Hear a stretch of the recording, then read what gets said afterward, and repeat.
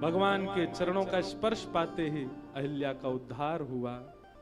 आज मुनि के द्वारा दिए गए श्राप को भलाई मान रहे हैं।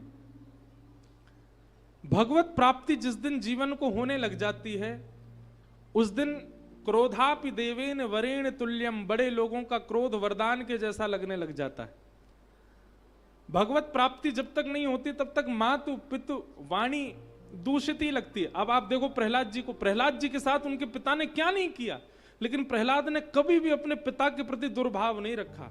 ये इस बात का प्रमाण है कि भगवत प्राप्ति चित्त में हो रही होगी तो पिता माता या बड़े लोग किसी भी स्थिति में चले जाएं, आप उनके प्रति दुर्भाव और दुर्विचार ला ही नहीं सकते।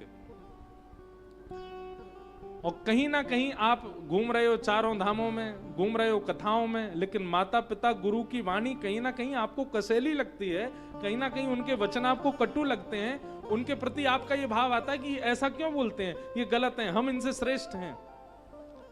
घूमते रहो धामों में, कुछ नहीं होने वाला, ठाकुर जी कृपा नहीं करेंगे। क्योंकि ठाकुर जी जब कृपा करते हैं तब बड़े लोगों का क्रोध वरदान के जैसा दिखने लग जाता है। आज अहिल्या को वही अनुभव हो रहा है कि बहुत बड़ी कृपा की मुनि ने, जो मुझे यह श्राप दिया, जिसकी कृपा से आप मुझे आज प्राप्त हुए हैं।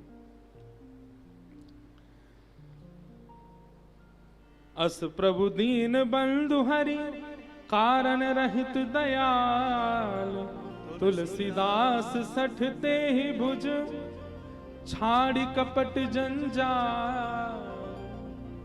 गोस्वामी जी कह रहे हैं ठाकुर जी कौन है? बोले दीन बंधु हैं, सब पर दया करते हैं। हे तुलसीदास कपट छोड़ दो, कपट छोड़ करके हरि का भजन करने लग जाओ, ठाकुर जी तुम्हें भी स्वीकार करेंगे। इस प्रकार भगवान ने अहिल्या के ऊपर कृपा की। राम जी लक्ष्मण के साथ आगे को जैसे ही बढ़े,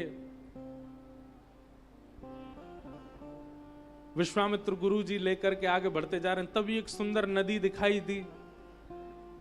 प्रभु श्री राम पूछने लगे गुरुदेव ये कौन सी नदी है? भगवान बोले ये जग पावनी गंगा है।